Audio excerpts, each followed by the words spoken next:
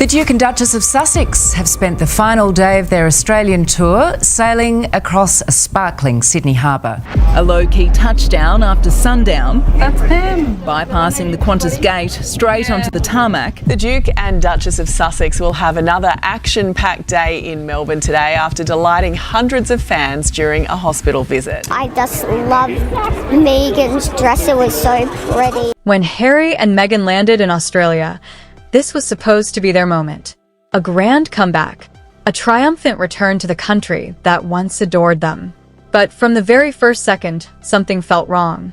No crowds, no cheers, no cameras flashing. They didn't arrive like global icons. They arrived quietly, almost like they didn't want anyone to notice. And that's when everything began to fall apart. A return that didn't feel like one back in 2018. Their Australia tour was pure magic. People flooded the streets just to catch a glimpse. Strangers cried. Fans screamed their names. They weren't just popular. They were unstoppable. Meghan's first royal tour, just months after the wedding. And then, the pregnancy announcement. The world exploded with excitement. Every step they took became history. But behind that perfect image, something very different was happening. The truth no one saw behind closed doors. Cracks were already forming. The crowds that loved them didn't feel the same love in return. The handshakes, the walkabouts, the endless public attention. For the royal family, it was duty. For Meghan, it felt meaningless. Whispers began to spread that she didn't understand it, didn't connect with it, didn't value it. And one moment changed everything. Standing in front of thousands of cheering fans, she reportedly questioned why they were even there. Later, another comment stunned insiders even more. She couldn't believe she wasn't getting paid. At that moment, something shifted. The love was real, but the connection? Maybe not. Fast forward to 2026, this wasn't the same story anymore. Now, this trip wasn't about celebration. It was about survival. Deals had ended. Pressure was rising, and Australia had become a lifeline. But the welcome they expected never came. The same country that once cheered for them now watched from a distance. Quiet, cold, unimpressed. And the irony? The same crowds that once gave love for free were now expected to pay thousands just to be near them. A silent arrival that said everything in 2018, they arrived like royalty. In 2026, they landed like strangers. No grand reception, no official welcome, no excitement, just a quiet exit into waiting cars. Some people didn't even realize they were there. And then came the first reaction, a voice that cut through everything. "You're not welcome." That was the tone. And it only got worse. Two different worlds inside a children's hospital. Everything looked perfect. Harry, natural, warm, deeply connected. Meghan, smiling, kind, compassionate. For those children, it was a beautiful moment. But outside those walls, anger was growing. Petitions, criticism, questions about money, motives, and image. People weren't just watching anymore. They were judging. Image versus reality, every photo looked flawless. Every moment felt carefully designed. But people started asking one question. If they walked away from royal life, why does this still look exactly like it? The moment that said it all later, Meghan visited a women's shelter. She cooked. She served. She smiled. The image was powerful, almost perfect. But then someone noticed something small. What she was wearing, designer heels. And suddenly everything felt different. Because sometimes it's not the big moments that reveal the truth. It's the smallest details.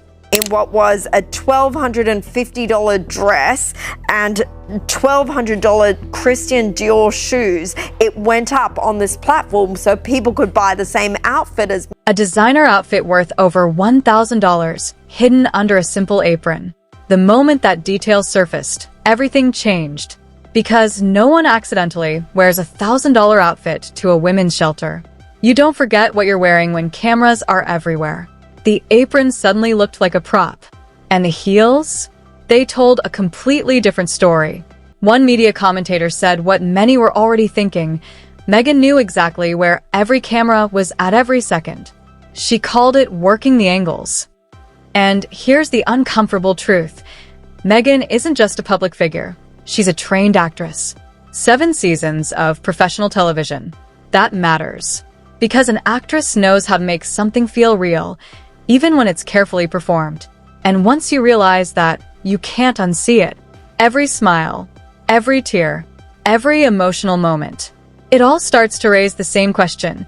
Is this real, or is this a performance? Harry didn't face that same doubt.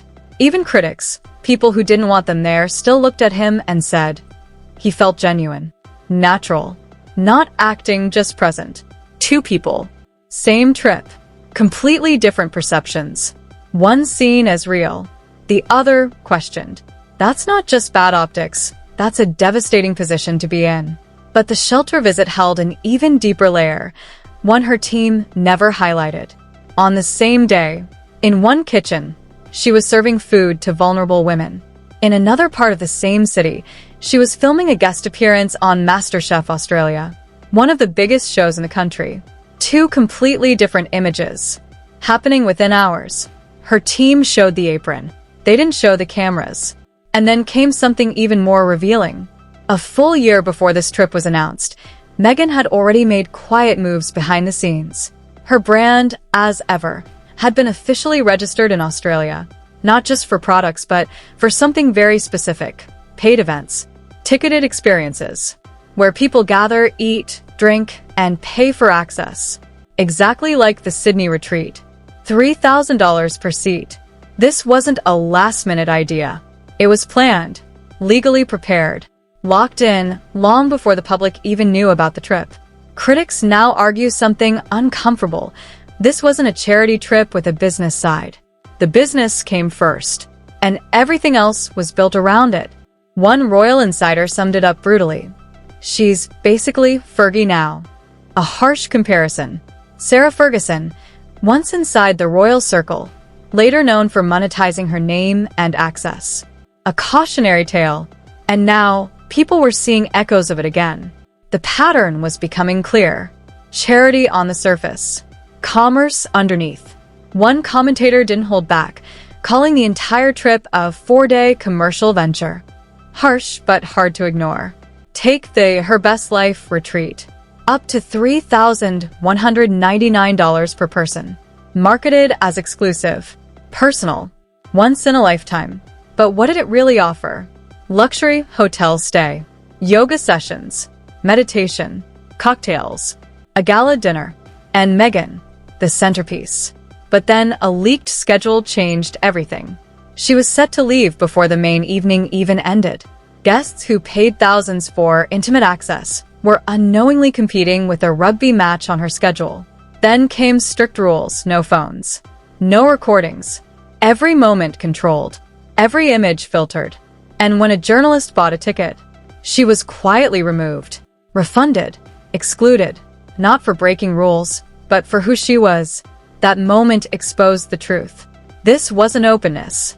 It was control. A curated experience where only approved narratives were allowed to exist. Meanwhile, that same night, Meghan was spotted casually sitting in a stadium, among ordinary people. The illusion of exclusivity, gone. Harry's event followed a similar pattern, just framed differently. A mental health summit. Tickets ranging from hundreds to thousands.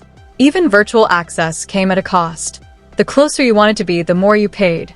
And that raised a difficult question. When does advocacy turn into monetization? Then came the bigger picture. Royal commentators, including Tom Bower, openly criticized the move, saying it crossed a line, especially if earlier promises had been made not to use royal connections for personal profit. Even Queen Elizabeth II had warned against this exact situation years earlier. You're either in or you're out. No halfway, no hybrid. Australia saw it clearly. They gave it a name, a Clayton's tour. A local phrase meaning something that looks real, but isn't. A performance without substance. And the numbers told the story best. In 2018, 4,000 people showed up. In 2026, just 150. That's not a dip. That's a collapse. By the end, the verdict was clear. This wasn't a comeback.